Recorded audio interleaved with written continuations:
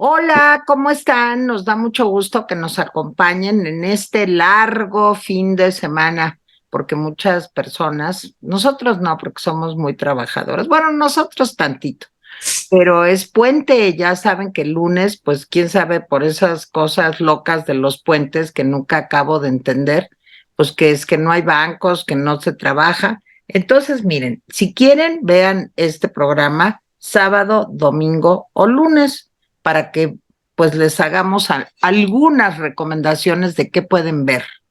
Bueno, estamos tristes hoy porque no está Gaby Guerrero, porque está malita de la panza, pero le mandamos un beso. Yo creo que Nico la hizo enojar, ¿verdad, Nicolás Alvarado? La hiciste enojar. ¿Tú crees que hizo Moina? Hizo muina. Ok, sería mi culpa, seguramente alguna barbaridad he de haber dicho. Bueno, seguramente si supiera la película que voy a recomendar hoy, rabiaría y se sumaría a las voces de la censura y de la represión que hacen que ciertas películas sean películas de escándalo. Ándale, órale. Pues puedes abusar hoy, Nico, porque pues, nada más estamos los metiches. Jaime Guerrero, ¿cómo estás? Aquí listo para participar. ¿O tú hiciste enojar a Gaby? No, yo ¿No? no. Es peligroso hacerle enojar, entonces yo procuro no hacerlo.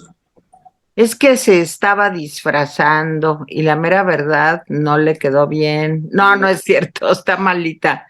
Le mandamos un beso, te vamos a extrañar muchísimo, Gaby Guerrero.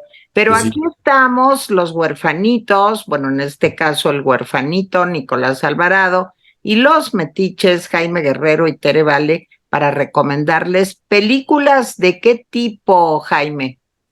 Bueno, películas que cuando se estrenaron resultaron de alguna u otra forma controversiales, ya sea por motivos políticos, por motivos raciales, sociales, lo que se les hizo religiosos. Ok. Esas son las. Jurídicos.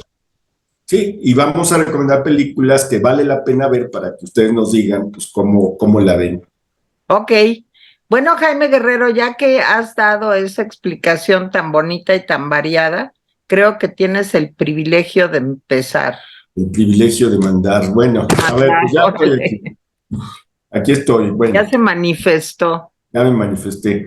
Miren, hay pues muchas cosas que decir sobre las películas controversiales. Algunas de las películas pues resulta hilarante que hayan sido en su momento controversiales. Pienso, por ejemplo, en Jesucristo Superestrella, que en su momento, pues una parte de gente que muy católica dijo, no, eso no se puede, no hagan eso, etcétera. Es curioso. El nacimiento de una nación, por supuesto, es censurable por muchas razones, pero bueno, pues es una joya cinematográfica que hay que ver, pero eso está cargada en muchos sentidos de racismo. Otras películas, pues han sido, ya aquí tratamos El último tango en París, que ahora sería una película, pues, francamente, casi imposible de filmar. Por ejemplo, Pretty Baby, no Pretty Woman, sino Pretty Baby, sí, con Susan Sarandon y esta mujer, Brooke Shields, y Brooke Brooke Shields. Shields, pues también sería imposible, pero bueno, voy a referirme a varias cosas rápido. Déjenme decir que, por ejemplo, en series de streaming, 13 razones, una serie que pasa, según me acuerdo, en Netflix, 13 razones, no es la que voy a recomendar, pero es un buen ejemplo. 13 razones es una serie de 13 capítulos, si no mal recuerdo, que va acercándonos a la vivencia de una chica que va teniendo pues, eventos malos que la van frustrando, que la van haciéndose sentir menos hasta que llega al suicidio. 13 razones. Es una serie, pues se supone que pensada para adolescentes, para captar de alguna manera la vivencia de los adolescentes. Fue una serie pues reconocida, la crítica la tomó bien, pero en algunas de las críticas decían, lo que pasa es que no es conveniente pues pasar escenas tan crudas para los adolescentes y sobre todo que el resultado sea el suicidio, porque pudiera interpretarse eso como una especie de mensaje de que pues hay cosas que no puedes resolver y la única solución sería esa. En fin, una película, por ejemplo, como La pianista, es una película, según recuerdo, franco-austriaca. Es una película basada en la novela de Elfriede Jelinek, La pianista, la ganadora del Premio Nobel 2002, si no recuerdo mal.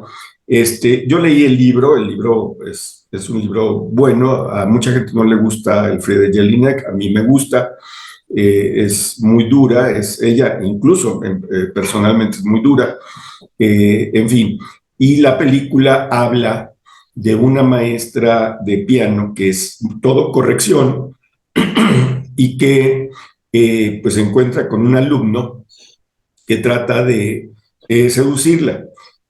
La maestra tiene prácticas, se lastima a sí misma, tiene una madre muy controladora. Si no recuerdo mal, la interpretación de la pianista, de la maestra de piano, fue de Isabelle Huppert.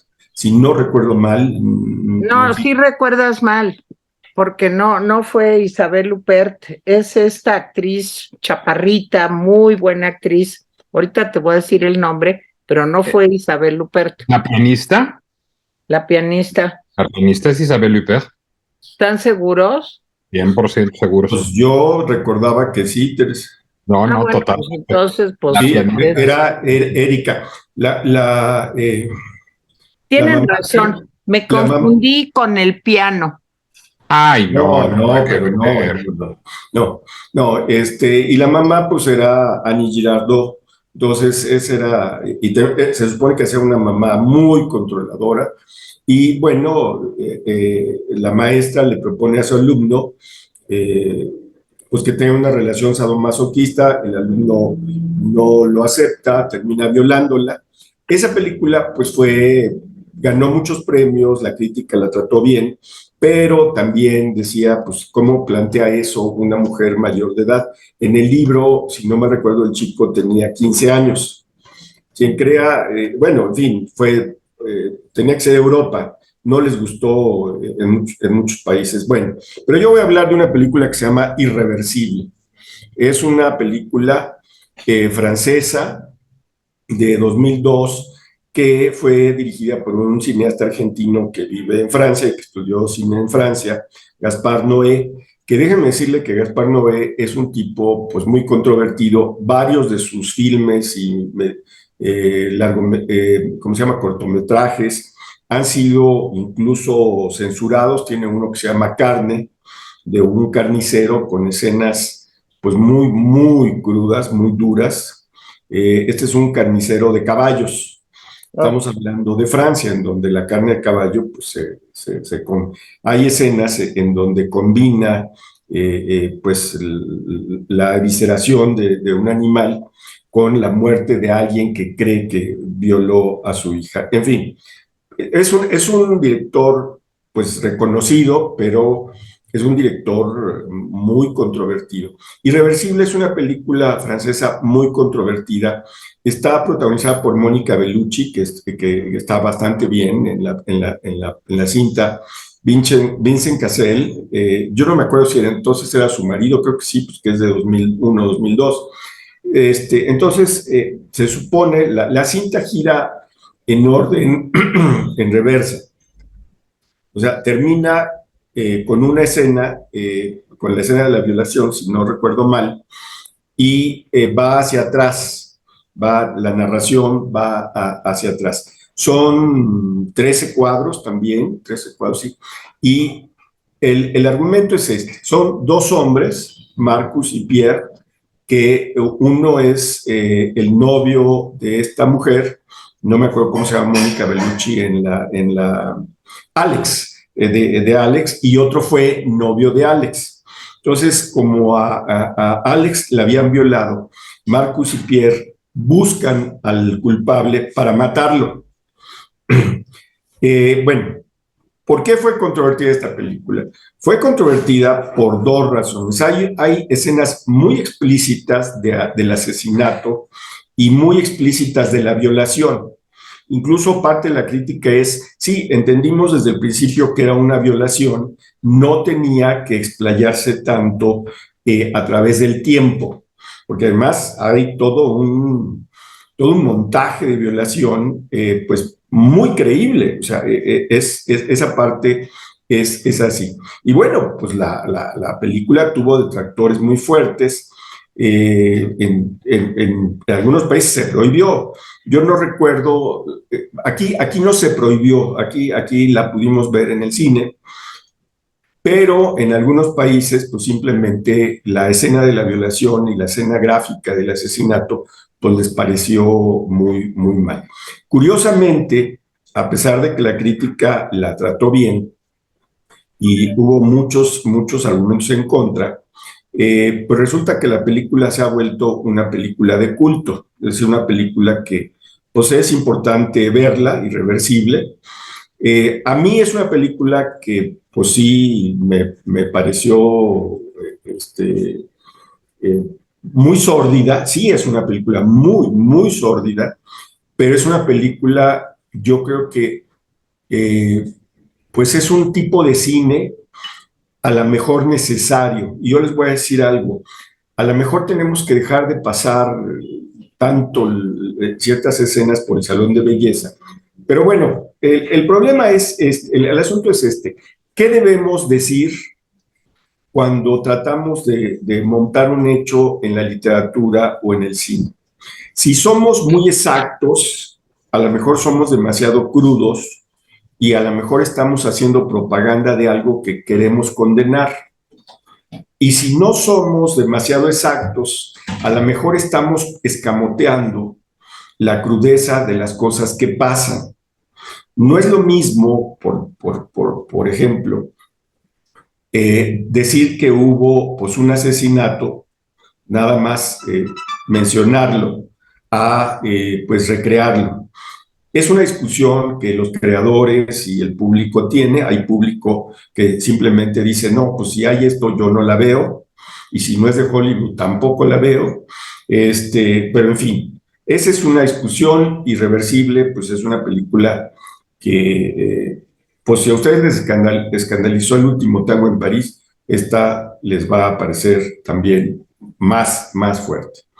Y bueno, pues esa es mi recomendación. Espero no haberme tardado mucho. Pues fíjate que se me olvidó buscar dónde se ve. Oh, a ver si Nicolás me puede decir. Y la pianista, a ver dónde se ve. Vi que estaba en el... Mande. A ver, El piano a la que yo me refería es una película con Holly Hunter. ¿No se acuerdan de esa película? Claro, es una película muy hermosa y con esta Anna Paquin, sí, si no recuerdo mal, que hace el papel así de su hija, y con este extraordinario Harvey Keitel, actor, que hace ahí un papel enorme. Exacto, de malvado. La película no tiene pierde, pero no fue controversial en su época. No, pues es como Barbulitos el piano comparado con la pianista, nada que ver. Pues sí. A ver, Nico, tú que eres el rey de saber dónde pasan las películas, es lo que le decimos para que nos ayude. Lo estoy buscando, pero fíjense que no lo encuentro. No parece ser posible ver Irreversible México en línea. Sí, ya la encontré. Está piratamente en Tubi, ese sitio al que me introdujo Gabriela Guerrero, que sería muy feliz de esta recomendación. Está disponible en Tubi. Ahí se puede ver Irreversible de manera absolutamente gratuita. Y La pianista, en cambio, se puede ver en todas las plataformas legales. Está en Apple TV, en YouTube y en Google Play. En las tres se puede encontrar.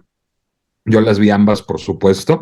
Sí, son películas, a ver, yo diría que son distintas. La pianista es una película que sí tiene mucho contenido sexual, pero el contenido sexual no es realmente lo que escandaliza, digamos, de La pianista. sino lo que escandaliza es la profunda amargura, crueldad y soledad del personaje principal, en una actuación extraordinaria de Isabelle Huppert. Yo también leí la novela, creo que está muy bien trasladado el universo de Elfriede Jelinek al cine en la cinta. Es una sexualidad muy árida y muy, pues digamos, incluso descorazonadora. O sea, el sexo es casi pues una herramienta de violencia psicológica y de autoviolencia. En La pianista esto está muy presente en la novela y creo que está muy bien retratado en la película. La actuación de Isabelle Huppert es absolutamente magistral. Yo creo que se podría ganar el título de una de las películas menos eróticas de la historia de la humanidad. Es decir, si quieren ustedes agarrar inspiración para un buen fin de semana, no vean La pianista, no es la película. ¡Qué horror! Aunque tenga mucho sexo. Irreversible es una película mucho más erótica, mucho más, digamos, descarnada en su erotismo, pero también es una película igualmente triste e igualmente, pues digamos, descorazonadora. Es, sin embargo, diría yo, menos hierática. El sexo en La pianista es muy hierático, es muy frío, es muy acre, yo creo que esa sería la palabra.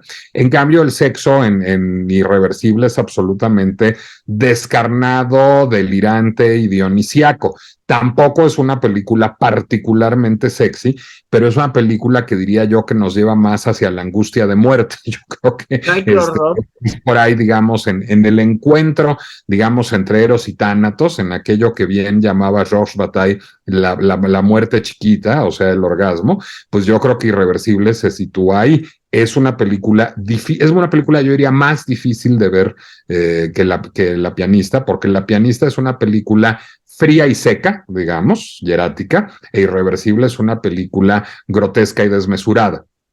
Creo que las dos son extraordinarias películas, e Irreversible sí se pudo ver en salas en México, pero en la Cineteca Nacional. Hasta donde recuerdo, solo se vio en la Cineteca Nacional, porque yo vi Irreversible en la Cineteca Nacional. Yo creo que la vi en una muestra o la vi fue en una muestra, Nicolás. Sí, yo creo que la vi en una muestra porque sí. haberla visto en sala, en la Biblioteca Nacional, y sí salir un poco mal viajado. La pianista no me dejó mal viajado, pero es una película extraordinariamente triste y fría. Creo que vale muchísimo la pena ver las dos. Pues fíjense que yo no he visto ninguna de esas películas y pertenecen ambas al género, no las vi y no me gustó. Lo sabemos. Inventado por Nicolás, pero ¿qué necesidad tengo yo de ver eso? O sea, explíquenme, ¿por qué tengo que ver eso? Ay, que porque es muy acá y que la muerte y la madre. No, yo no quiero ver eso, ¿eh? O sea, Lo sabemos. me interesa lo más mínimo. Y ha de ser así muy acá y muy intelectualona y qué actuaciones tan buenas y uy, las críticas en todo el mundo. ¿Saben qué? No. Bueno, Tere, nada más déjame decirte, tan solo el hecho de que ninguna se rodó en Hollywood es suficiente para que no las veas. Exacto, exacto. Tienes toda la razón. No, yo no veo cine afgano. O sea, no, de veras no. O sea, no. Ni. Él vale este contentillo y yo lo voy a demostrar. No, digo, de veras, pero qué necesidad que el sexo hierático y el otro explícito, hijo, qué hueva, y aparte, y luego que la muerte, no, pues digo, buenas noches, no. Déjame decirte que las dos películas, el sexo es un arma en las dos películas, no es para el placer. El sexo es violencia, en las dos, tienen en común eso, en las dos. El sexo es violencia. En el caso de La pianista, a mí me pareció de veras una extraordinaria película. Cuando el libro me había gustado, pero siempre Elfriede Jelinek me malviaja, como dice Nicolás. Pero la película me gustó mucho, pero déjame decirte que es violencia de Erika, que así se llama el personaje, contra sí misma y violencia sexual entre su alumno y ella. Y en el otro caso de Irreversible, pues sí. Y lo que desquició en Irreversible, pues es la duración de la violación, y que era muy gráfica. Y ¿Yo para qué quiero ver eso? ¿Para qué?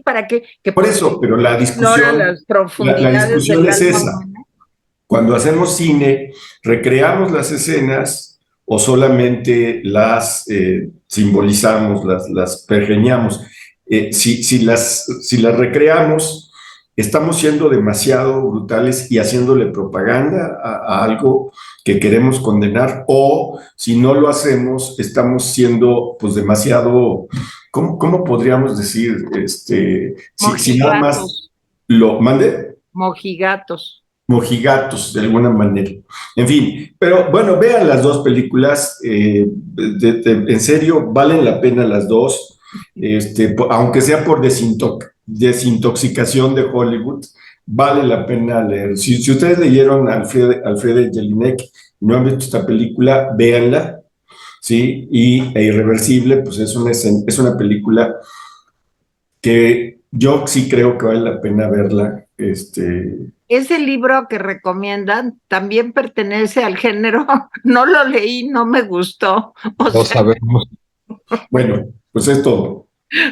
Bueno, pues muy bien, Jaime, pero hay gente atormentada en la vida mucha, entonces seguro han de estar muy buenas. Y la Mónica Bellucci es guapísima, y la Isabel Huppert, yo creo que es una de las mujeres más elegantes que hay Yo creo que es en el guapísimo. mundo mundial. O sea, sí se me hace una mujer muy guapa, muy interesante, en fin. En La pianista es impresionante. Tiene Esa es misterio, como decía Nico desde que era chiquito. Es que tiene mucho misterio. tiene mucho misterio. A ver, Nico, ¿quieres o voy yo?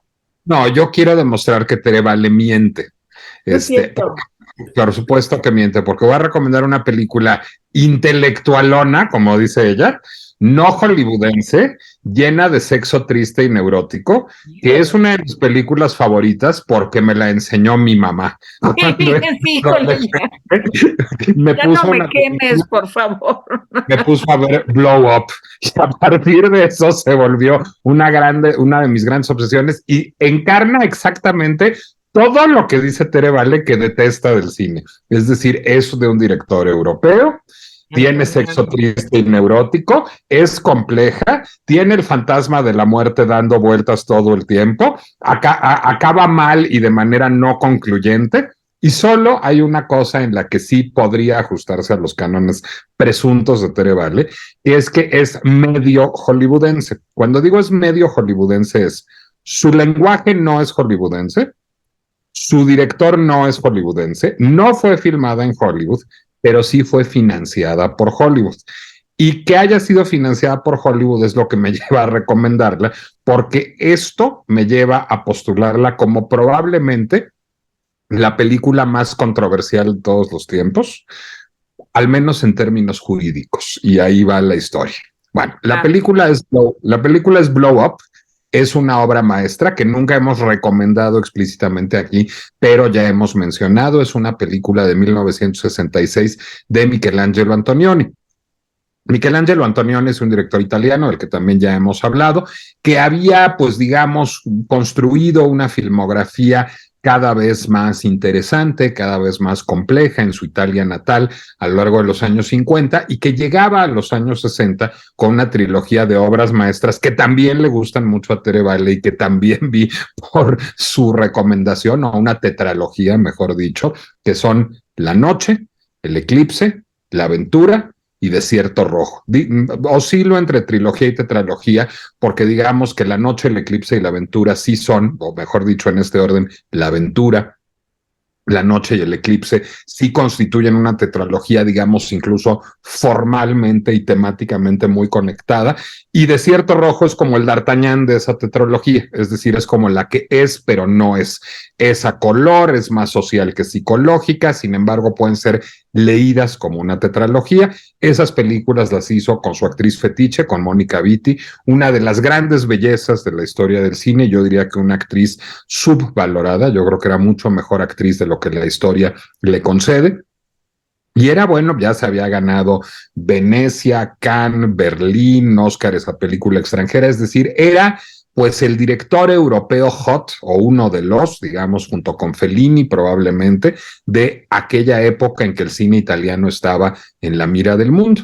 Y entonces, pues, lo ficha Hollywood, lo ficha la Metro-Goldwyn-Mayer y le dice, vente a hacer películas, nosotros tenemos unos estudios en Londres, tenemos unos montos financieros en Londres que queremos utilizar, vente a hacer una película de habla inglesa en Londres con capital hollywoodense. Y entonces, contratado por la MGM, Michelangelo Antonioni se va a Londres a filmar una adaptación, esto ya lo hemos contado aquí también, de un cuento de Julio Cortázar, de Las Babas del Diablo, en donde no adapta realmente la trama, sino la premisa. La premisa es, hay un fotógrafo que está en un parque y que ve algo que puede ser leído de cierta manera si se ve a simple vista, pero si hace acercamientos a esas fotografías, descubre que podría ser leído de otra u otras maneras y podría haber descubierto algo que era mucho más perturbador de lo que la escena en apariencia sugería.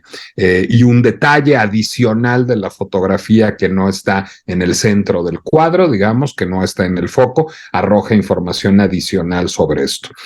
En el cuento de Cortázar, en Las Bodas del Diablo, este incidente que descubre el fotógrafo es un probable incidente sexual.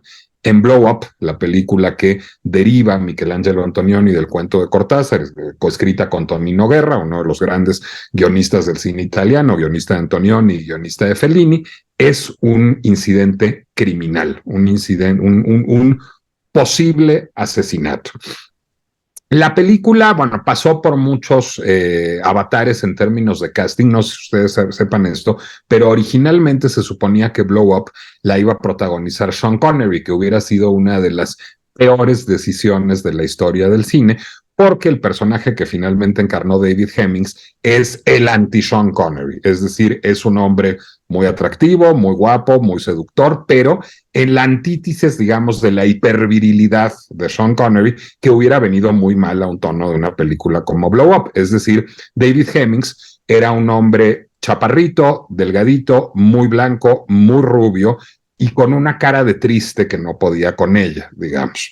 Entonces David Hemmings encarna a este fotógrafo mucho más joven que Sean Connery, además, que forma parte de la subcultura moth de los años 60. En los años 60 se decía que London era The Swinging City, la ciudad que tenía swing, digamos, la ciudad que giraba.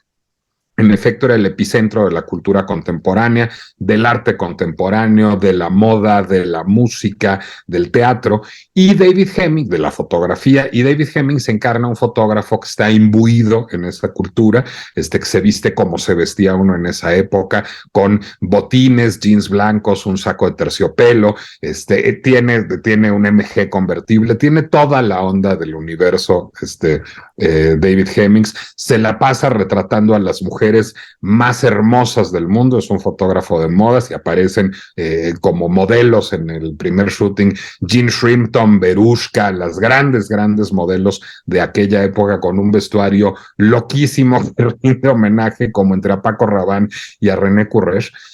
Se ve que además tiene ahí como sus encontronazos de sexo no neurótico con estas modelos, pero él es muy infeliz, es un personaje que está, como se decía en aquella época, alienado. Y entonces procura huir de vez en cuando de ese ambiente del swinging London y se va a las afueras de la ciudad, a Greenwich. Yo conozco el parque en donde se filmó Blow Up, y de pronto se pone a fotografiar la naturaleza, a fotografiar unos árboles y recae su lente en una pareja, que son Vanessa Redgrave y un hombre mayor, que están teniendo quizás una discusión, quizás una pelea de amantes, quizás una reconciliación, y a él le parece interesante la actitud corporal de ambos y les empieza a tomar fotos, y Vanessa Redgrave monta en cólera, cae completamente fuera de sí y empieza a perseguirlo para que le devuelva el rollo de película. Y no lo logra y no lo alcanza. Él regresa a su estudio fotográfico, ahí lo están esperando otras modelitos, una de ellas es Jane Birkin, con las que tiene un threesome, un encuentro sexual entre tres, muy, pues muy raro, porque las modelos se ven como muy festivas y él se ve como harto y tramitológico a lo largo de todo ese encuentro sexual. se van, ellas quieren, pues a lo que van, digamos, es a que las fotografía, que las lanza el estrellato. Él no quiere, pues tiene así actitud que Gaby calificaría de masculinidad tóxica. Les dice, no, pues sí, ya acabamos, ya váyanse, digamos. Y a partir de eso, aparece nuevamente Vanessa Redgrave y quiere que le devuelva el rollo de película. Él, cuando ve tanto interés de ella de que le devuelva el rollo de película, pues empieza a ver qué le molesta tanto y empieza a hacer ampliaciones y empieza a pensar que podría haber sucedido un asesinato, que podría haber sido cómplice esta pareja de un asesinato, de un cadáver que probablemente se ve ahí. Se las voy a spoilear porque no está Gaby Guerrero, pero sobre todo porque no, y porque ya está muy vieja, ¿no? Y por otra más, porque Blow Up es una película inespoileable.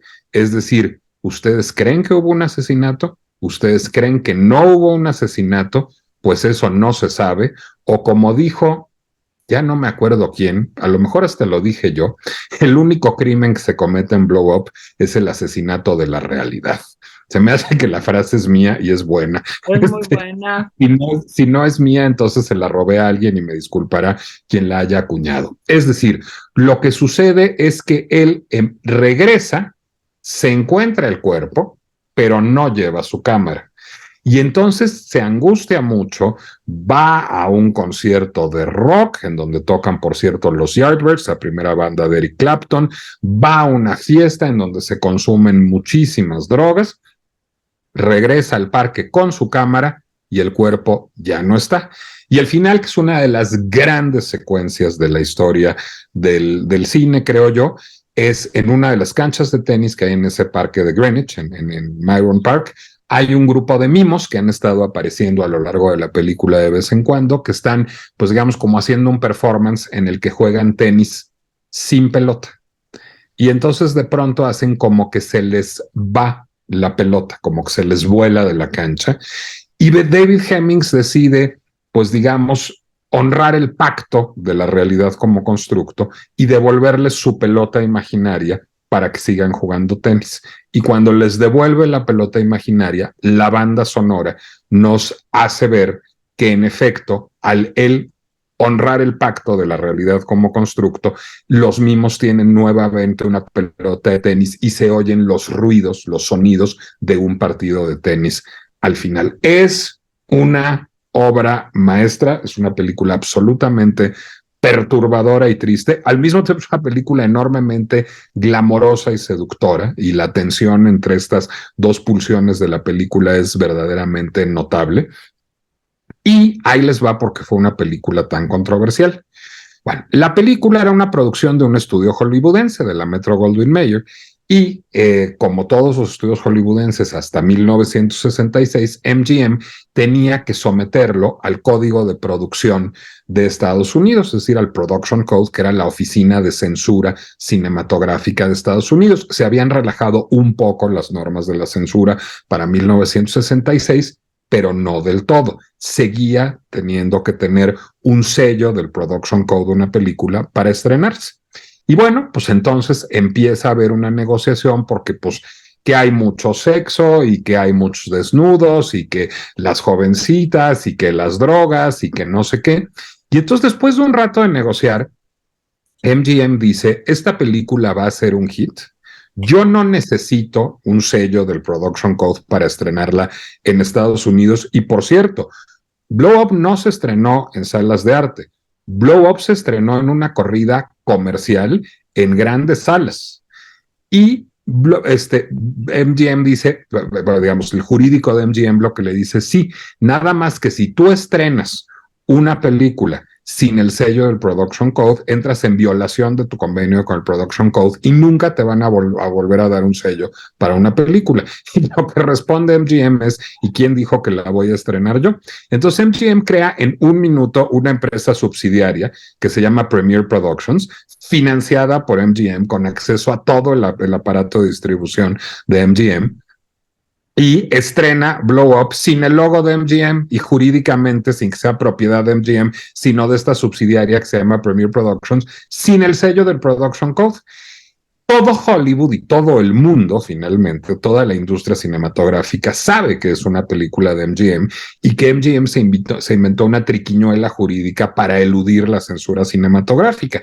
Y esto es lo que hace colapsar el Código de Producción Cinematográfica de Estados Unidos. Es decir, cuando las productoras de cine ven que basta con crear una subsidiaria que no tenga un convenio con el Production Code para estrenar una película en la que pase lo que se quiera que pase, pues todo mundo empieza a hacer lo mismo y ese año cae la censura cinematográfica. Es decir, es a partir de este incidente de blow up tan sonado en aquel momento que pues se deshace la oficina Hayes, el código de producción, se crea la Motion Picture Association of America y se instaura el sistema de clasificación prevaleciente hasta la fecha. Esto de las películas que tienen clasificación G o PG o R o antes X, ahora NC, es justamente derivado de que Blow Up logró, por preservar, digamos, su integridad artística, pero también su potencial comercial, y por estar de acuerdo a la Metro Goldwyn Mayer, Carlo Ponti, que fue el productor y a quien hay que darle mucho el mérito, y Antonioni, lograron derribar la censura cinematográfica en un solo acto. Así que Blow Up, una Premiere Production, de hecho, el único crédito de la historia de Premiere Productions es una película de 1966 de Michelangelo Antonioni con David Hemmings, Vanessa Redgrave, Sarah Miles, Jane Birkin y los Yardbirds, incluyendo a Eric Clapton, y se ve en Amazon Prime o en Apple TV. Bueno, pues yo tengo mucho que decir de esa película, porque fíjense que esa película nos pidieron, yo estudiaba psicología, no en el 66, yo la vi como en el 68, por ahí, 69, porque en el 66 todavía no entraba a la universidad, y nos dijeron que fuéramos a ver Blow Up y que querían una interpretación de nosotros, psicológica, de lo que significaba la película, de qué quería decir. Y entonces fui a ver la película con mis amigas de la universidad y fíjense, ¿saben dónde la vi? En el cine Tlatelolco. A lo mejor ustedes, no sé si existe todavía el cine, creo que ahora es un teatro ferrocarrilero, podría ser. No, yo creo que es el Teatro Isabel Corona. No, pues era un cine gigantesco, pero de veras gigantesco, donde pues se llenaba la sala. Bueno, yo pues viví en otro mundo, porque pues yo vi las películas de Fellini, de Antonioni, de Pasolini, las que ustedes me digan, en cines gigantescos que no eran de arte ni nada por el estilo. Ah, pero bien que viste a Pasolini y a Fellini y a Antonioni, No, ¿verdad? sí, y les voy a decir con quién las vi, pero eso ya sé que va a sonar extra fifí, pero las vi con mi nana, las vi con Gigi, porque pues mis papás inocentemente decían, la niña quiere ir al cine. La niña Texita quiere ir a ver Saló. Exacto. Y entonces, pues Gigi no entendía nada, pero terminamos ya teniendo sesudas discusiones. Ahí les estoy hablando de cuando tenía yo 12, 14, por ahí. Había, digo, muchas de las de Fellini las vi en el cine Arcadia. ¿Se acuerdan de ese cine? Jaime, seguro tú te acuerdas. Yo también me acuerdo cuando ya era el Telecine Arcadia, cuando ya Es era el que estaba por el centro, ¿no? En el centro, sí. Y ¿Cómo se llama entonces, esa calle que cruza Independencia? en López, ¿no, Jaime? No era. no, No, cruzaba Avenida Juárez, el cine sí, Arcadia. sí, la calle estaba cerca, el cine estaba cerca de Avenida A Juárez. una cuadra Sí. de Avenida Ah, Juárez. Bueno, yo me lo sé de sí, memoria. sí, claro, a una cuadra de Avenida Juárez, Claro. como a 4 o No te 5 ves, cuadras Jaime, del no te Hotel ves. Regis y el Hotel del Prado. Sí, Yo claro, era muy claro. chiquito, pero sí llegué a ir a ese cine.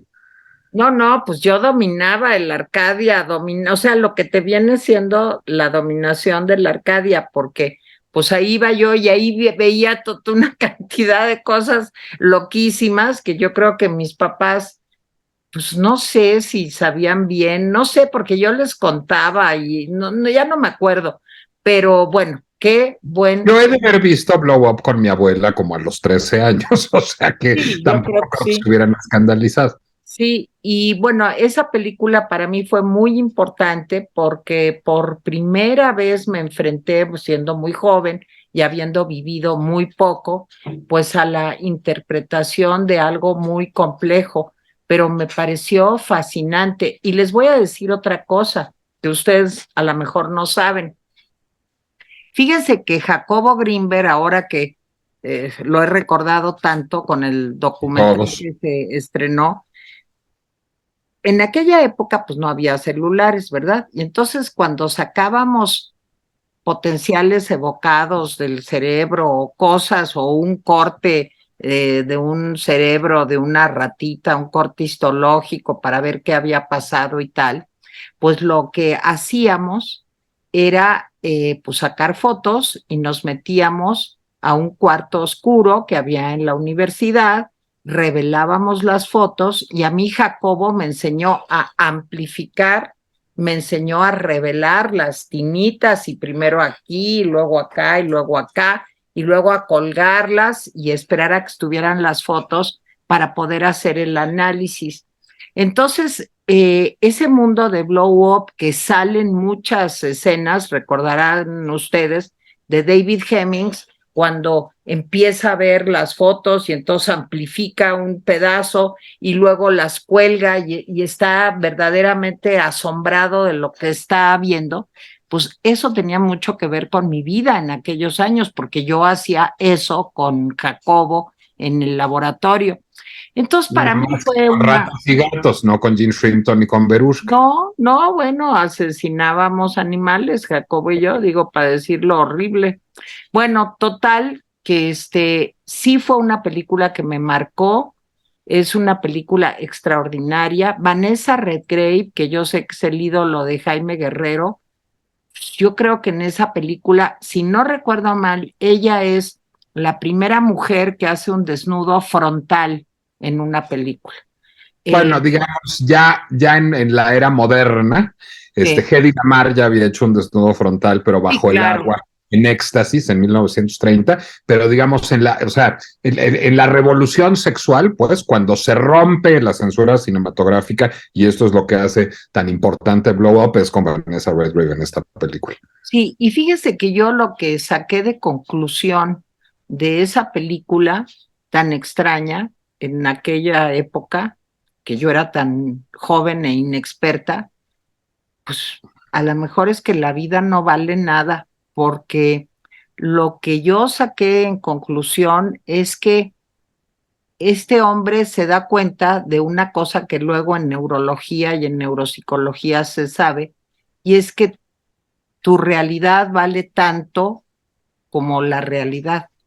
No le cuenten esto a López Obrador, por favor, porque ahí entramos en problemas. Pero la escena de los mimos, el concierto de rock, o sea, es un hombre que realmente el fotógrafo, pues no está a gusto, pero nunca está a gusto con nada. Es una película muy de un enorme vacío existencial y en donde dice Antonioni que él hubiera necesitado hacer otra película para poder explicar lo que quiso decir, porque él mismo no sabe, lo que decía Nico al principio, uno no entiende cómo de qué va, uno no entiende cómo de qué termina. Y yo creo que la maestra que nos mandó a ver esa película hizo algo muy bueno porque nos permitió primero ver de veras buen cine, ver grandes actuaciones y es una película que se presta mucho a la interpretación psicológica. Entonces yo se las recomiendo, pero amplísimamente. Bueno, Nico y yo hasta tenemos la música de Blow Up, ¿te acuerdas, Nico? La El SLP buscamos. existía, tú lo tenías en discos Vogue, este, y en efecto fue en alguna época fue un soundtrack difícil de encontrar, es un soundtrack de Herbie Hancock en gran mayoría, en gran medida, Buenísimo. extraordinario y está ahora plenamente disponible en Spotify, ya que no estamos en la época de los discos físicos, pero sí hubo una época en que tanto el soundtrack de Blow Up como el video de Blow Up, que yo poseo, eran inencontrables. Yo también, Y, porque lo compramos. y muestra de que Tele vale miente y no solo ve películas de zombies y de Meg Ryan, que ya parece un zombie, sino también ve películas intelectualonas, no hollywoodenses, con sexo triste y neurótico. Bueno, es que es italo-británica la película, con toda la historia que contó Nico. Pues Irreversible es francesa, ¿eh? Pues sí. Bueno, a ver, Jaime, para que ya... A Jaime. ver, yo vi por lo menos he visto dos veces esa película, una en los 70s, al principio de los 70s, y obviamente la película me gustó mucho, y la vi en los 90s, y fíjense que sí está, pues, o sea, es una buena película, pero ya está tocada por el tiempo. Sí. Está tocada por el tiempo. ¿Existe la realidad o no existe? O sea, yo vi lo que dije que vi o no lo vi o lo imaginé. Es casi en algunas partes, y ustedes saben que se volvió pues un lugar común en las películas y en las series norteamericanas. Hay muchas series y muchas películas en donde pues te asomas tipo ventana indiscreta, en donde el personaje dice, pues vi o no vi, o sea, lo vi, realmente lo vi. Y hay muchas películas en donde pues ves el asesinato en el edificio de enfrente y entonces lo denuncias a la policía, llega la policía al edificio de enfrente y no encuentra ni sangre, ni cadáver, ni nada roto, ni nada. Entonces tú dices, pues, ¿qué pasó? Lo habré soñado. Y ese es el problema. Yo creo que en los 70s era una película deslumbrante, con Vanessa, por supuesto, y Antonioni. Antonioni hizo 3 películas para MGM, según recuerdo. Es Una correcto. es Zabriskie Point, la otra es El reportero con Jack Nicholson, saliendo de Jack Nicholson. El pasajero, en efecto, es reportero, pero la película Yo se no llama... la vi, fíjense. No, fíjate, yo la vi y se llamaba El reportero, pero bueno, a lo mejor... Ok, es buenísima en todo caso. Sí, pero bueno, esta de Blow Up se llamó Deseo de una mañana de verano, según me acuerdo. Es Pero correcto. bueno, quién sabe quién le puso ese nombre, pero Hijo, bueno. pues sí, qué horror. En fin, luego le ponen nombres, gente que no las ha visto o que no las ve completas, no sé, pero esa película pasó de deslumbrante en los 70s a una película que de alguna manera había perdido ¿qué será? Cierto misterio. Y tiene razón Nicolás en varias cosas. Una de las cosas que me parece curiosa es una película en donde no puedes contar el final. Exacto. Eso es, o sea, no puedes decir, oye, te voy a decir cómo termina. Pues no, ese es como termina para ti, pero no necesariamente termina así para todos. Se vale decir desde que el fotógrafo no vio nada y se está imaginando todo y ya su situación está hasta el extremo. Sí, pero por qué quieren las fotos? ¿Por qué la mujer quiere las fotos? No, es que a lo mejor no hubo ni mujer, ni cadáver, ni nada. O sea, a lo mejor fotografió un parque vacío, y bueno, o en efecto pasó el asesinato, etcétera, o hay una interpretación intermedia. En fin, la película se vale casi toda interpretación. Yo creo que por eso Antonioni dice que necesitaba una película para reflexionar sobre la película. Vale la pena verla, aunque es una película, y yo no había, en los 90 me acuerdo que dije, caray, pues esta película fue filmada en la época de los Beatles, o sea, del surgimiento de los Beatles.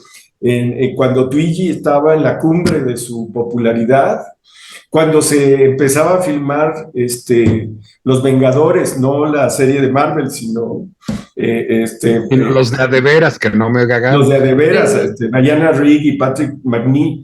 O sea, cuando estaban los Rolling Stones luchando por un lugar, cuando empezaba la ola británica de rock, o sea, cuando la reina Isabel, pues todavía se veía fresca. Entonces dije, en los 90 hacía yo esa reflexión sobre esa película y les voy a decir una cosa, hay películas que nos dan una probadita del tiempo, o sea, que nos hacen de algún viaje en el tiempo. Miren, muchas películas gringas, y esto es un error, muchas películas gringas hacen muy buenas reproducciones de épocas, pero son tan buenas que resultan falsas. O sea, vamos a 1950 y entonces ves los coches, las calles, y luego piensas que las calles y los coches nunca fueron realmente así. Había coches abollados, había calles sucias, había personas, etcétera. Y una de las cosas que hace esta película, me parece, es darte un viaje en el tiempo maravilloso. En fin, vale la pena verla, aunque pues, Mira, no yo sé lo que digo que está rebasada es por la tecnología, porque imagínate ahorita con un celular, pues hubieras hecho las fotos, nadie te las hubiera podido quitar, las hubieras subido a la nube, hubieras hecho ahí mismo en tu teléfono, en fin. Ahora sí que te viste inocente, Teresa. Pues sí. Porque todo eso que dices te lo pueden quitar precisamente con tecnología. Sí, pero es otro mundo, es otro mundo. Sí, es otro mundo y habría otro argumento. Pues, o sea, sí. En fin. Yo voy a decir una cosa. Vean Blow Up en tríptico, véanla junto con la conversación de Francis Ford Coppola y con Blow Out de Brian De Palma. Son un tríptico, es decir, la conversación de Coppola y Blow Out de Palma son grandes homenajes a Blow Up, hechos desde el audio, no desde la fotografía, y verlas las tres juntas están muy bien. Y quisiera hacerle una corrección a Jaime Guerrero. Yo creo que una película de los tiempos en que la reina Isabel se vea fresca, pues ha de ser como Brief Encounter o La Dama Desaparece. Yo creo que nomás en los 30 se vio fresca la reina Isabel. Ya a partir de los 40, por ahí de sus 15 o 16 años, perdió todo frescor. Eso no es cierto, no es cierto. Y ya para los 60 ya era una momia la reina Isabel. No. No, digo, a mí la reina como Isabel de no me 35 años, pero era rígida. Ah, bueno, rígida fue al otro día que la coronaron, por cierto. Exacto. Pues Pero sí, no, pero no, no se veía todavía pues con su cabellito negro, etcétera, etcétera. O sea, bueno, Sí, oscuro. pero cuando se veía fresca, pues yo creo que cuando se veía fresca hacían películas, ¿no? El Coward y Jesse Matthews, ¿eh? Bueno, a ver, Bueno, sigamos. pues yo les voy a contar de una película súper controvertida, más controvertida cuando fue obra de teatro, y esta película es Evita. Bueno, Evita es un personaje que pues, a mí siempre desde joven me fascinó. Está, por cierto, ahorita, Nico la está viendo, porque me lo comentó Nico y Eunice, están viendo Santa Evita, que está basada en un libro que narra no la vida de Evita, bueno, a lo mejor en la serie como un poco de ¿cómo se llama? De flashbacks, pero la Santa Evita, el libro, que no me acuerdo ahorita del nombre del autor, es argentino, pues narra la historia del cadáver de Evita Perón. Pero antes de llegar a eso, y por cierto, la serie ya la pueden ver si tienen Roku, creo que está en Apple TV también, la serie se llama Santa Evita, para que conozcan a este personaje fascinante de lo que era, de lo que te viene siendo el populismo, pues a mitad del siglo pasado, o tantito antes de la mitad del siglo, en medio ahí, entre la Segunda Guerra Mundial y el fin de la Segunda Guerra Mundial. Bueno, pues Andrew Lloyd Webber, que es un compositor que Nicolás detesta, y Tim Rice, que en aquella época era su letrista, pues hacen una obra de teatro sobre la vida de Evita Perón. Y Evita Perón es un personaje, imagínense cómo sería el personaje, que su cadáver, que es lo que les estaba yo contando de la serie que está ahorita transmitiéndose, pues ni siquiera pudo descansar en paz, sino llegó a ser un emblema, un arquetipo, una figura tan importante del peronismo que era pues una especie de fascismo con populismo en Argentina, pues que ni muerta pudo descansar en paz. Ahorita sí, Evita Perón está ya enterrada en Buenos Aires y hay grandes peregrinaciones de personas. Yo hubiera sido una de ellas o sería, si algún día fuera a Argentina, pues que iría a ver dónde está la famosa tumba de Evita Perón. Bueno, pues sobre esta mujer, les digo, se hizo este musical que yo vi en Nueva York, en España, en México, lo vi 1, 2, 5, 10 veces, me sabía yo todas las canciones, me las sabía en inglés, aunque no entendiera yo todo, me las sabía en español, en fin, la vi con Paloma San Basilio, la vi con Rocío Banquels, la vi en Nueva York con Patti Lupone. Bueno, o sea, ustedes díganme cualquier cosa de Evita Perón, Nico sabe de mi obsesión por ese personaje. Y bueno, creo que el personaje es realmente fascinante. Evita Perón era una mujer muy pobre, hija de un matrimonio, no, de un matrimonio, no, de un señor que tenía un matrimonio y aparte tenía como su segundo frente. Y en ese segundo frente nace Evita Perón. Era pues, un poco una niña pues que no era querida ni reconocida como hija de este señor rico, pues que se había involucrado con una mujer pobre y que había dado como resultado un chorro de hijos y entre ellos Evita Perón. Ahorita voy a contar más detalles, pero ¿por qué les cuento esto? Porque esta mujer de origen tan humilde, siendo una mujer pues que no tenía preparación, en fin, tampoco era preciosa. Si ustedes han visto las fotos, retratos de Evita Perón, pues no era una mujer así que dijeras, wow, qué belleza, eh, trastornadora, pues no, pero esta mujer se vuelve, esto que les digo, una de las mujeres más importantes por lo malo, por lo fascista, por lo populista, pero finalmente una de las mujeres más importantes de la primera mitad del siglo XX.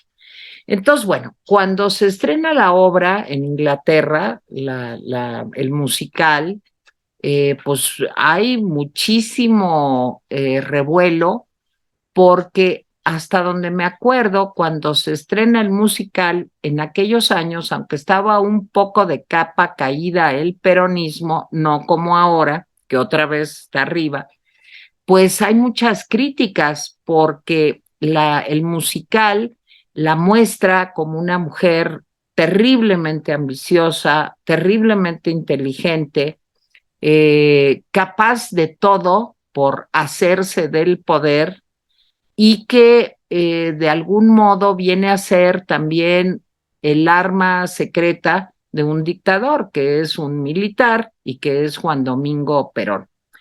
Bueno, la obra triunfa en todos lados, pero tiene muchísimas críticas por parte de los peronistas que dicen que está traicionando la imagen, la memoria de Evita Perón. Y de pronto se habla de que se va a filmar una película que se llama Evita. Y en aquellos años, 1996, pues les quiero decir que una mujer que estaba, pues ahora sí que en la cumbre de la popularidad, que era muy transgresora, que era muy de vanguardia, que estaba siempre, pues como un poco burlándose del establishment, de lo que era correcto hacer, es Madonna.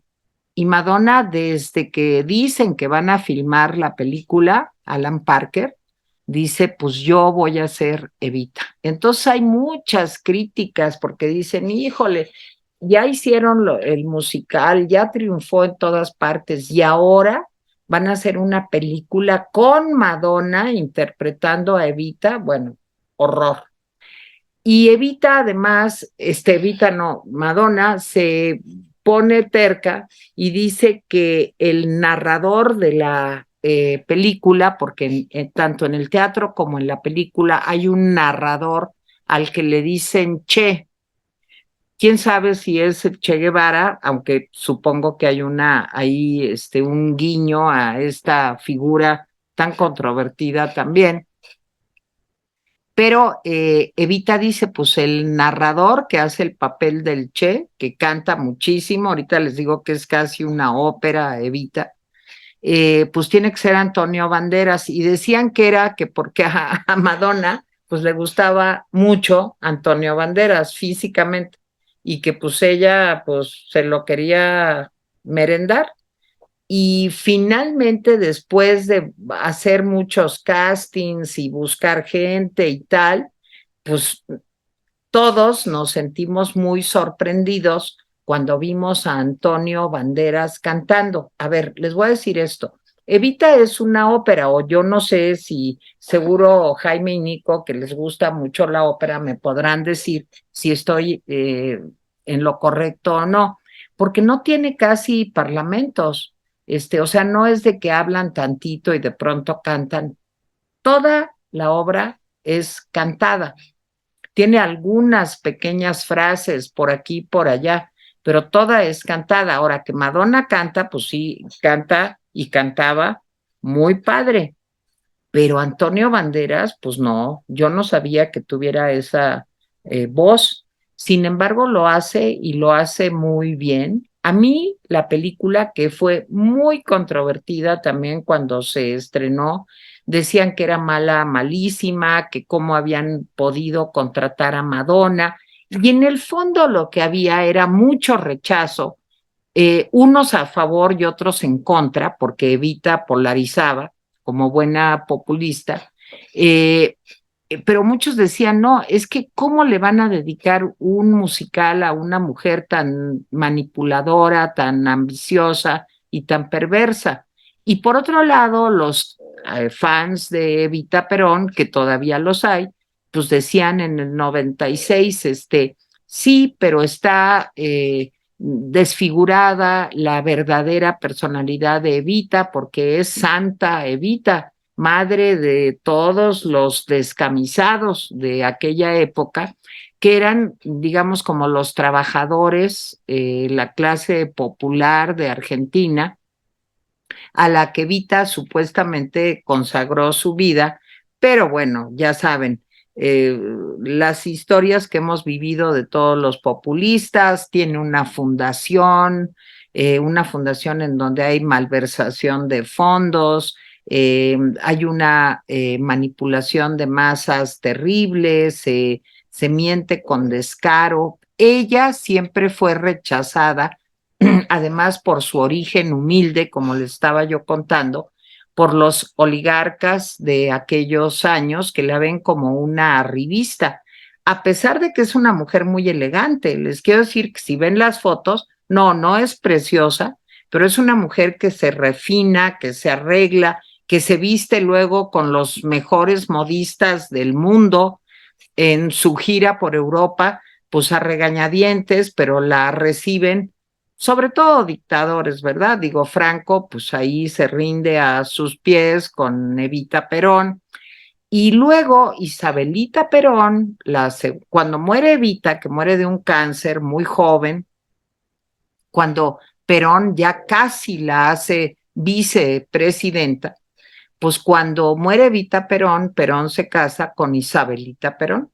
E Isabelita Perón, pues siempre quiere llegar a ser lo que fue Evita y nunca lo logra. Y luego ya muere Perón y en fin. Pero fíjense qué cosa tan persistente es el populismo, que en este momento quien gobierna, el señor Alberto Fernández y la señora Cristina Kirchner, que dicen que es la que mangonea y todo, pues son peronistas. Carlos Menem también era peronista, y yo me acuerdo de una cena donde estaba Carlos Menem, un hombre, por cierto, espantoso en persona. Yo lo conocí personalmente y era una cosa así como neandertal. Digo, es un dato curioso nada más. Y de pronto a alguien con mal tino, era una cena oficial, pues se les ocurre cantar No llores por mi Argentina. Bueno, fue un drama, casi terminan las relaciones México-Argentina, porque pues eso era como una mentada de madre. Creían que, porque todo el mundo en esa época cantaba No llores por mi Argentina, mi alma está contigo, pero es una película y es una obra de teatro, pues en contra, más bien, de lo que significó esta mujer y del atraso democrático y del autoritarismo que encarnan en Argentina, pues Juan Domingo Perón y pues Evita, porque Evita era así como Lady Di y el príncipe Carlos. Llegó un momento en que Evita brillaba más que el marido, y Evita era, digamos, como la razón de que muchos argentinos votaran por el peronismo. Ella lo saca de la cárcel, es una historia complicada porque ella lo conoce, hay un golpe de Estado, qué raro, en Argentina, de los de aquella época, y ella a través de la radio, trabaja en la radio, en el cine, hace radionovelas, y además trabaja, es una anécdota, con Libertad Lamarque, y Libertad Lamarque la odia, sale de Argentina Libertad Lamarque y nunca regresa, por eso hace su carrera aquí en el cine mexicano, porque nunca vuelve a poder estar en su país, porque es perseguida por Evita Perón, porque le hizo la vida de cuadritos cuando Evita trataba de destacar siendo actriz. Parece ser que era muy mala actriz, y pues Libertad Lamarque la hace pomada, incluso, si no recuerdo mal, hace que la despidan de la película, y cuando Evita llega a ser la primera dama, pues ya se podrán imaginar cómo quedó la cosa con Libertad Lamarque. Bueno, pues esta es la película Evita. Les quiero decir que la película a mí me gustó, el argumento es todo esto que les he contado y más. Madonna hace de Eva Perón, Antonio Banderas hace del Che, Jonathan Pryce, que me parece que no queda para nada en el papel, hace de Juan Domingo Perón. En fin, la música le añadieron, como siempre se hace cuando se lleva al cine un musical, siempre estrenan una canción nueva dentro del soundtrack, y se estrenó una canción que ahorita me voy a... Sí, se llama You Must Love Me, la canción que canta Madonna. Es una canción muy padre que se lleva el Oscar en 1996. Tiene 5 candidaturas al Oscar la película. No se lleva más que esa de la canción, pero Madonna se lleva el Globo de Oro como mejor actriz de una película comedia o musical. De comedia no tiene nada, de musical sí.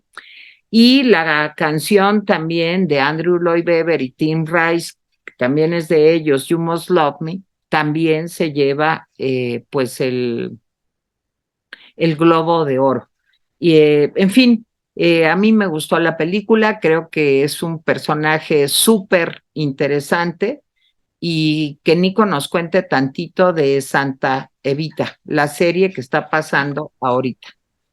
Si quieren, luego les cuento de Santa Evita, pero tengo muchas cosas que decir sobre Evita primero.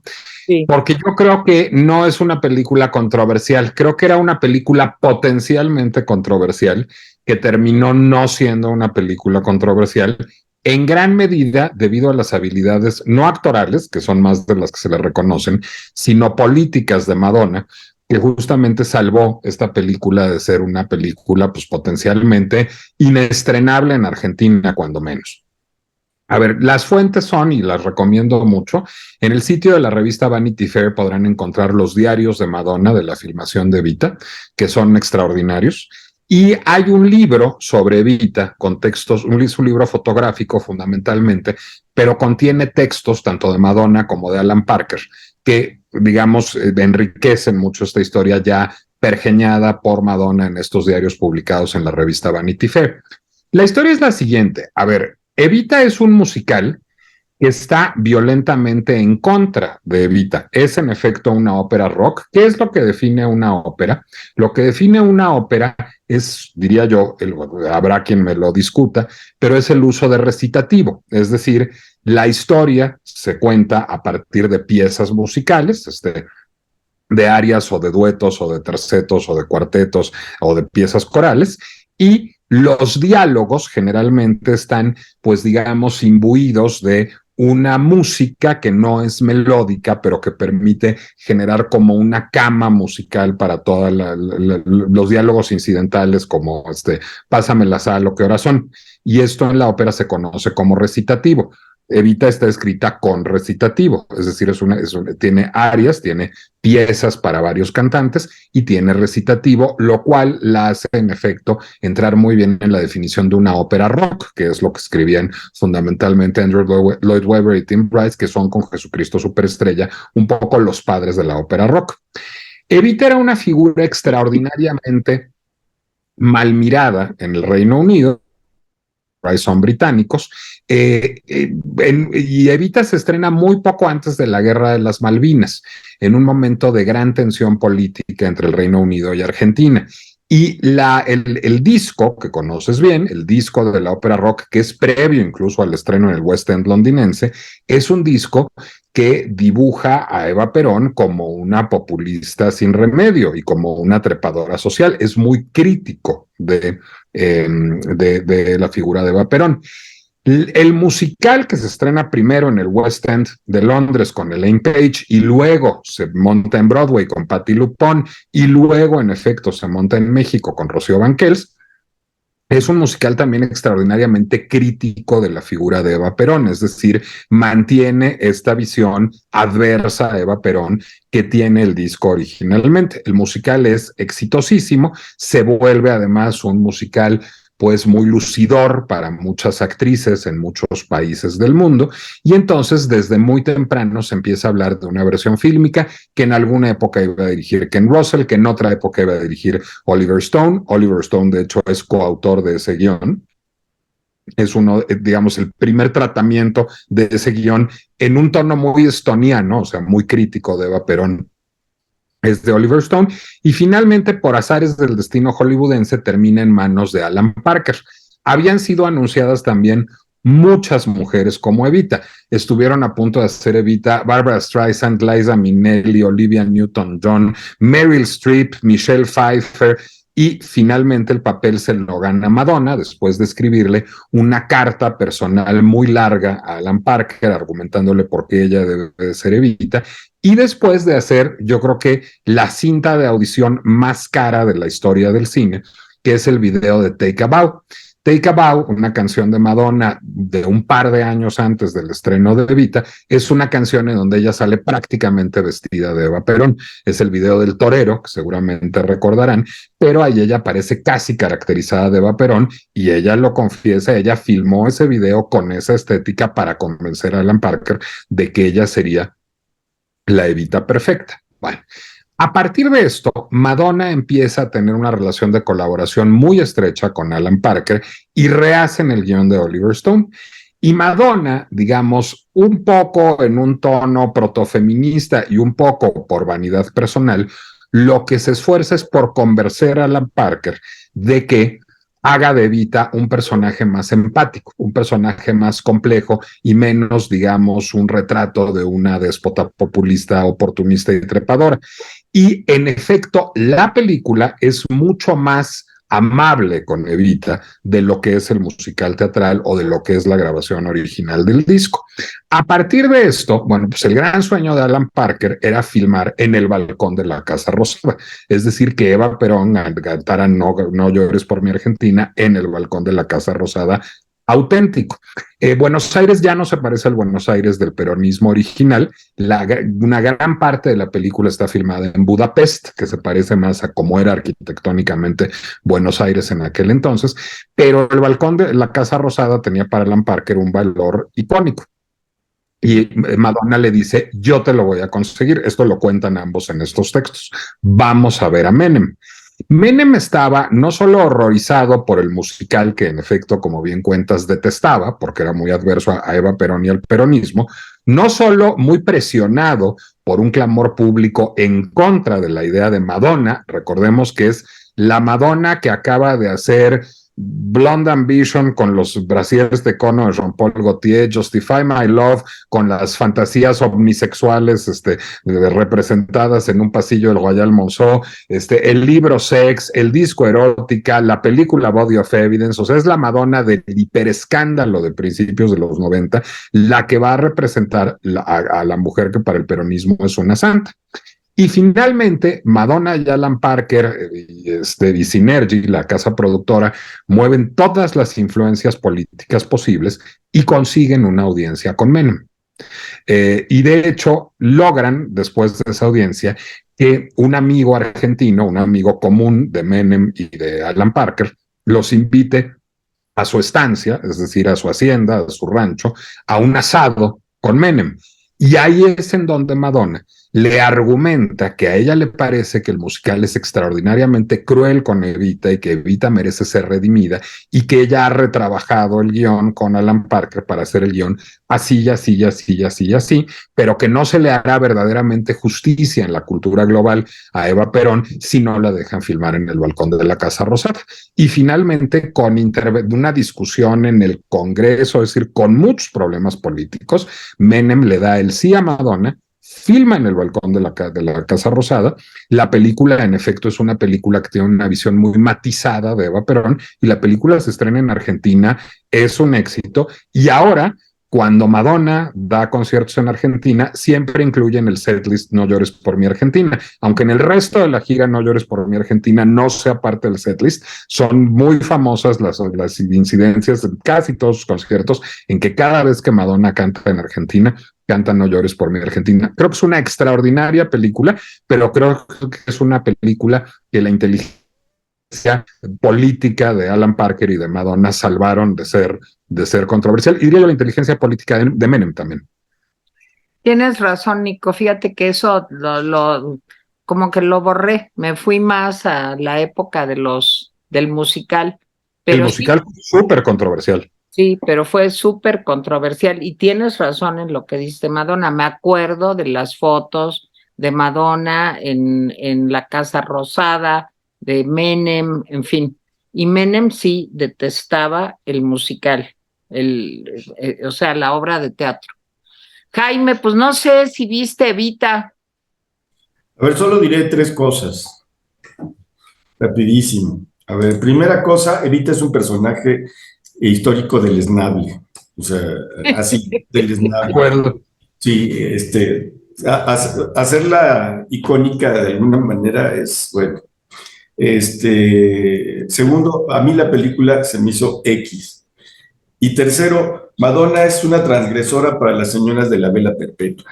Entonces ya, eso es todo lo que voy a decir. Yo estoy de acuerdo solo con la primera, pero el que sea un personaje políticamente deleznable la hace absolutamente fascinante. Creo que es un gran Pues personaje. es como Mussolini o como Hitler o Tú y digo, tu admiración a Mussolini cada vez me oye, pareces. pero ¿cómo me dices eso, eh? Teresa, Sí, la primera, cuando yo te conocí, me recitaste una cita de Mussolini. Estuve a punto de lanzarte por la ventana. porque nos reíamos mucho, Miguel, Nico y yo, con lo de il duce y credere, obedere y laborare, pero bueno, es un Lo monstruo. peor es que lo dijiste en serio, ¿eh? Pues sí, yo creo que a mí creo que hay que trabajar, creer y obedecer en eso, Mussolini. Oigan, pues ya, bueno, Evita la pueden ver en Apple TV si no recuerdo mal. De veras, vean las recomendaciones de hoy. Hay de chile, de dulce y de manteca, como siempre, No, Evita no se ve en Apple TV, en Evita se Amazon. No, exacto, en Star Plus, que se ve a través de Amazon. Sí, en Amazon, perdón, me equivoqué. Véanla, de veras vale la pena que la vean. Y sí, a lo mejor ahorita, pues sí, Madonna es pues una niña muy decente, pero en los años 80 y 90, Ay, no, no, híjole, no, por no, favor, no, bueno, no, no, ¿cómo creen? ay, Nico, bueno, qué horror. En dónde vivían ustedes, pues? Madonna ya se parece cada vez más a Elvester Gordillo, eso sí es cierto. No, no, no. Ay, bueno. Pero en ese entonces era muy hermoso. Bueno, nunca fue muy hermosa, era una joven guapa, pero No, muy hermosa, Y Madonna. muy hermosa, era, no. era un Nunca fue avión, muy hermosa. un avión. Ahora se parece mucho a la maestra Gordillo. No, bueno, no sé, no, porque, porque la maestra Gordillo ya se hizo una renovación, pero bueno, no sé, pero Una no, nunca fue muy respiración. hermosa. No, no, nunca fue muy Bueno, hermosa. oigan, pues ya nos vamos, de verdad que extrañamos mucho a Gaby Guerrero, vamos a extrañar mucho sus recomendaciones. Que hubiera detestado todas nuestras películas, además. Sí, yo creo que sí. Bueno, quién sabe, Evita, ¿no? No, hombre, detestado. No, ¿cómo crees? Ok. Bueno, a ver, Nicolás, ¿dónde te leemos y te escuchamos? Los miércoles leer, los viernes escuchar en el Heraldo de México. Los miércoles en el Heraldo, ahí está, ¿cómo se llama tu columna? La nueva anormalidad. La nueva anormalidad. A ver, y ahora cuéntame tu podcast, ¿cómo se llama? La pinche complejidad. La pinche complejidad, exacto, eso estoy muy de acuerdo. Jaime Guerrero, hoy es día viernes, los viernes publica Jaime Guerrero en El Economista. ¿Cómo se llama tu columna?